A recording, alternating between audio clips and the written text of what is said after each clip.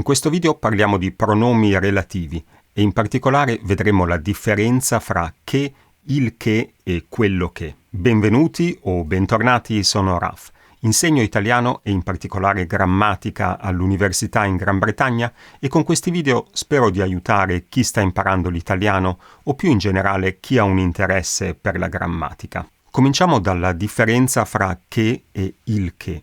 Come ho detto prima, qui mi riferisco a che pronome relativo, quindi non a che congiunzione, cioè non a frasi come ha detto che piove, e neanche a che pronome interrogativo, cioè non a frasi come che cosa hai fatto ieri. Mi riferisco a che pronome relativo, cioè a frasi come il libro che mi hai prestato è interessante, ho conosciuto la ragazza che abita con te.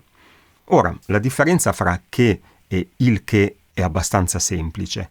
Che si riferisce al sostantivo, cioè al nome, che in genere viene immediatamente prima, mentre il che si riferisce alla frase o all'idea, al concetto che viene prima. Nella prima delle due frasi che ho usato come esempio, il libro che mi hai prestato è interessante, che si riferisce al libro, si può dire che rappresenta il libro, mentre nella seconda frase ho conosciuto la ragazza che abita con te, che si riferisce alla ragazza.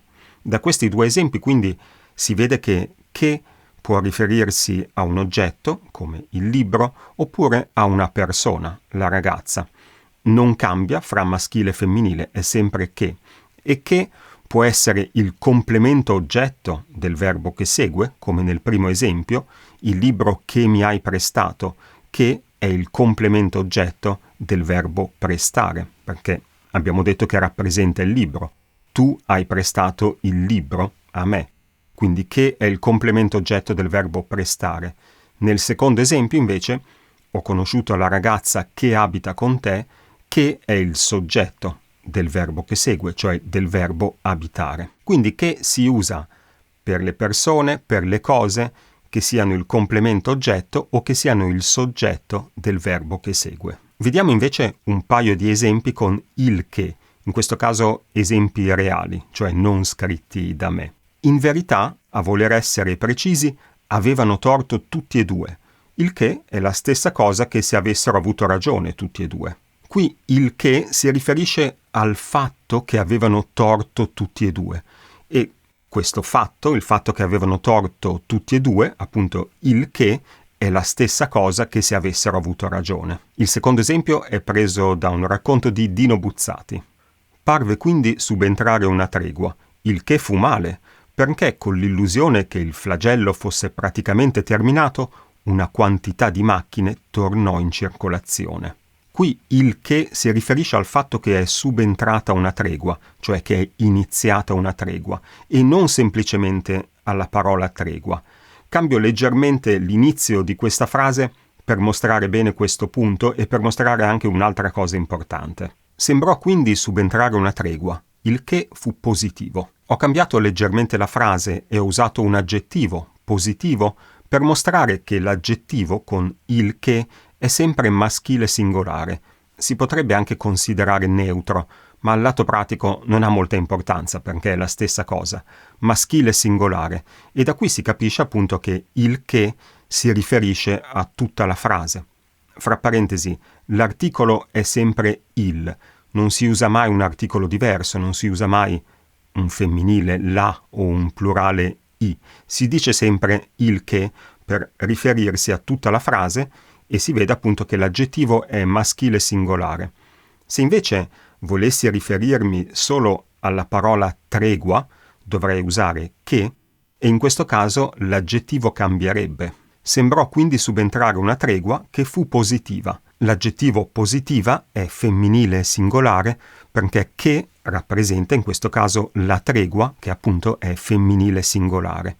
Si può notare anche che ho eliminato il punto e virgola da questa seconda frase, e questa è un'altra cosa importante perché il che comincia una frase nuova e quindi si trova spesso nello scritto dopo un punto o dopo un punto e virgola, mentre che continua in un certo senso la frase precedente. Se volessimo un'alternativa a il che, si potrebbe usare per esempio e questo. Sembrò quindi subentrare una tregua. E questo fu positivo.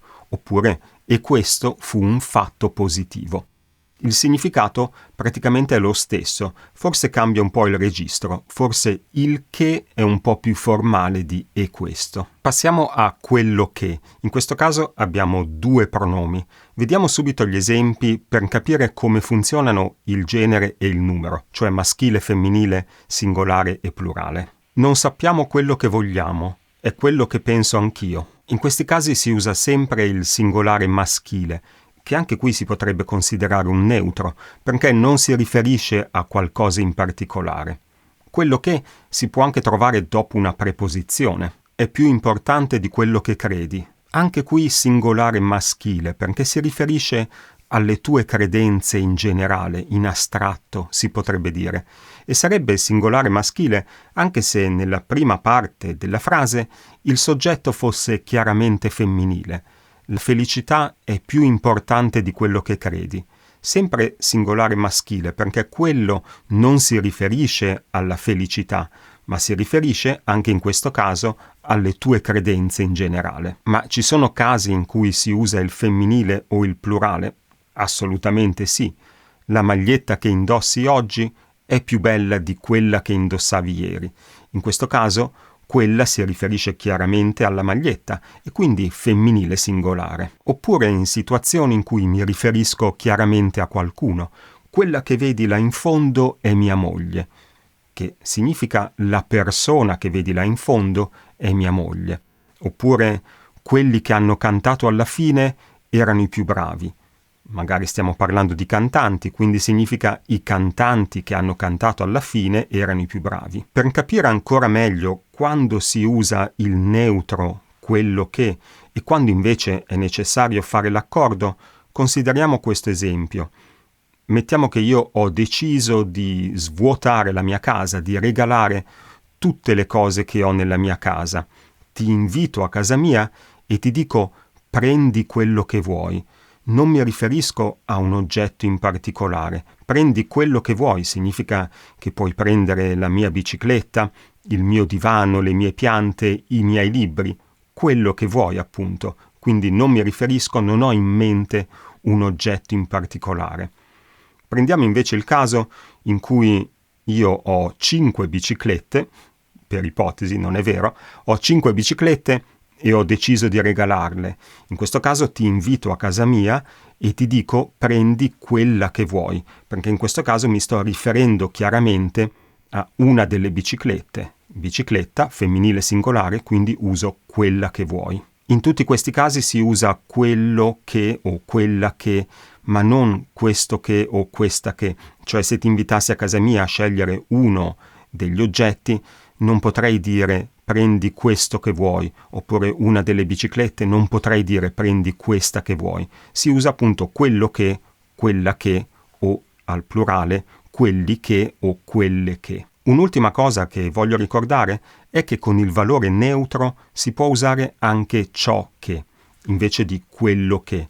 Quindi nell'esempio in cui ho deciso di svuotare la mia casa e ti invito a prendere qualsiasi cosa, potrei dire prendi ciò che vuoi, ma non potrei usare prendi ciò che vuoi nel caso delle biciclette, cioè nel caso in cui mi riferisco a un oggetto specifico. Si può usare quindi ciò che in quei casi in cui non mi riferisco a qualcosa di specifico, oppure in quei casi in cui mi riferisco in generale, come abbiamo detto prima, al pensiero o a quello che dici o a quello che desideri. Quindi posso dire ciò che pensi, ciò che desideri, ciò che credi. Il significato è uguale a quello che, ma forse ciò che è un po' più formale di quello che. Il che non significa che quello che sia informale. Quello che si può usare tranquillamente nello scritto e nel parlato. Grazie per avermi seguito fin qui. Se ti è piaciuto il video, lasciami un bel pollicione e se non sei già iscritto, puoi iscriverti al canale. Ci vediamo nel prossimo video. Ciao!